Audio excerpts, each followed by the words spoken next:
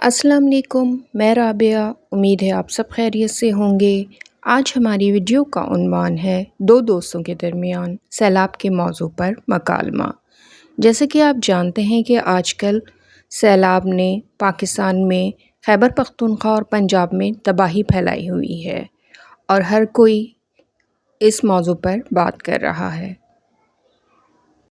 عثمان اور میران لائبریری سے واپسی پر بات چیت کرتے ہوئے۔ میران: السلام علیکم۔ عثمان: وعلیکم السلام۔ میران: عثمان، کیا تم خبریں دیکھ رہے ہو؟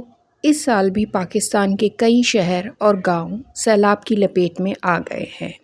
عثمان: ہاں، میں نے دیکھا۔ یہ ایک بڑا المیہ ہے۔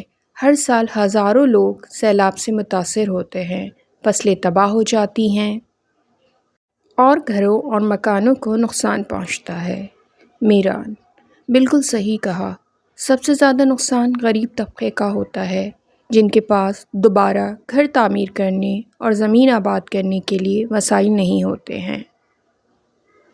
عثمان: اصل مسئلہ یہ ہے کہ پاکستان کو بنے ہوئے 78 سال ہو گئے ہیں اور حکومت نے ابھی تک سیلاب سے بچاؤ کے لیے پختہ اقدامات نہیں کیے۔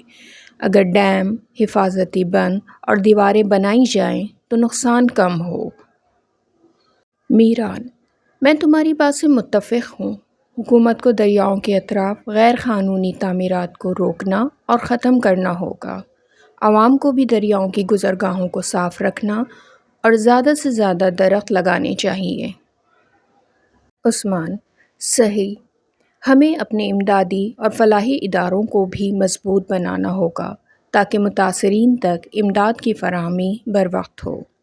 میران: اگر ہم سب مل کر سیلاب سے بچاؤ کے لیے کام کریں تو سیلاب کی تباہ کاریوں سے بچا جا سکتا ہے۔ عثمان: ہاں، امید تو ہے کہ مستقبل میں ہم ایک مضبوط اور محفوظ پاکستان دیکھ سکیں۔